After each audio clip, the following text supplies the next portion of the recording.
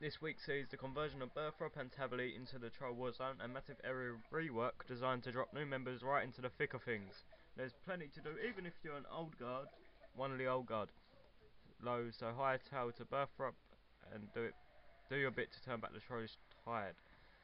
The Troll War Zone is designed as a linear experience, so new members and low-level players will be taken straight into Burthrope and placed into a tutorial mode. Another fucking one, where they'll be guided through the content in order. The more experienced among you will be given the choice to be teleported straight to Burthrope and follow this preset path, or you can make your own way there and complete the content in whatever order you wish. There's plenty to do even if you're new to the game or a hardened veteran. There is also a new quest called Let Them Eat Pie.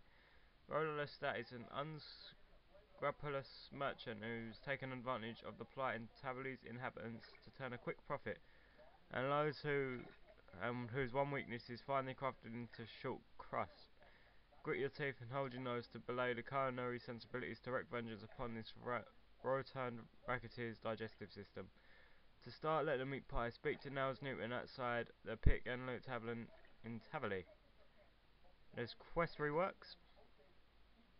Wolf Whistle, Druidic Ritual and Death Plateau have been extensively rewritten to bring them in line with the quality and storyline to the best of the rest of the area, so if you've completed these quests before, you're still able to play the new versions and receive the rewards at the end, although you won't receive any additional quest points. Wolf Whistle and Druidic Ritual are no longer requirements for training Summoning and Herblore, and Death Plateau is no longer a requirement for smithing claws.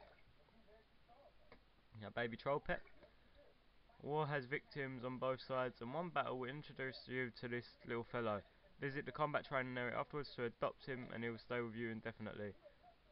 Trolls are naturally long-lived, so you won't see him grow up, and although you don't need to give him food, he is always hungry. This is one troll we would definitely recommend feeding. There's a recommendation system. Gailenord's a big place, and it can often be hard to decide what to do or where to explore next. Speaking to the skill tutors in the war zone will allow you to undertake recommended tasks, which give great training ideas for those who are low to mid skill levels. You'll even get a handy teleport to the necessary area. Although there are limits on how often you can use it. There's a graphical and audio update. The Troll War Zone is the latest of our graphical improvements, as well as being rearranged into two towns, which are now bustling chaotic frontline base with wounded soldiers, beleaguered refugees and war-torn architecture, while retaining and enhancing the imperialist and druidic style with more peaceful incarnations. There's some amazing new audio content too, with sampled atmospheric sounds, musical effects that change naturally as you tour the area, and much more. Along with all this, there's a pile of new stuff to help new members during their whistle stop tour through their members' benefits. A new two-handed sword with a special attack, a customizable mage staff, a reworked version of the Dwarven Army Axe which can be upgraded and to give XP boosts helpful to speeding up low-level training, and the eternal gratitude of the Imperial Guard. There's never been a better time to be a member if you consider making a switch to a members game, or have friends who've yet to give it a go. What are you waiting for? The Burthrope Imperial Guard needs you. Mod Mark, Mod Jack, Mod Lino, Mod Wilson, Mod Multier and Mod Z.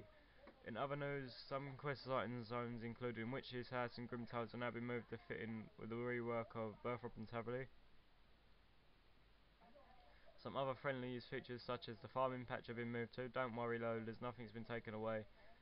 Made up to steel includes square shields and kite shields, leather armour, and both blue and black wizard robes have been given a graphical overhaul.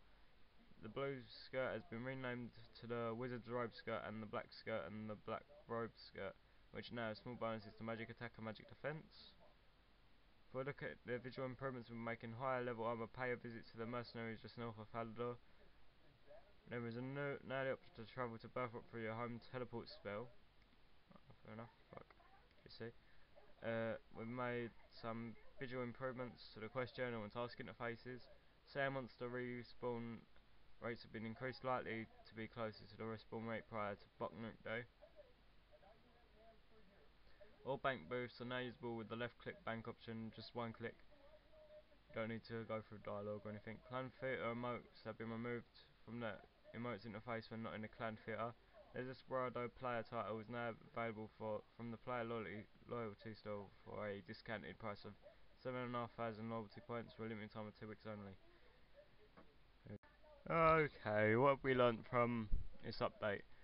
That you can basically, there's a new tutorial which I've tried doing, but I've got to carry on with it at a later date. Well, I might carry on with it in a minute or something. So thanks for watching the video, please subscribe, and just watch.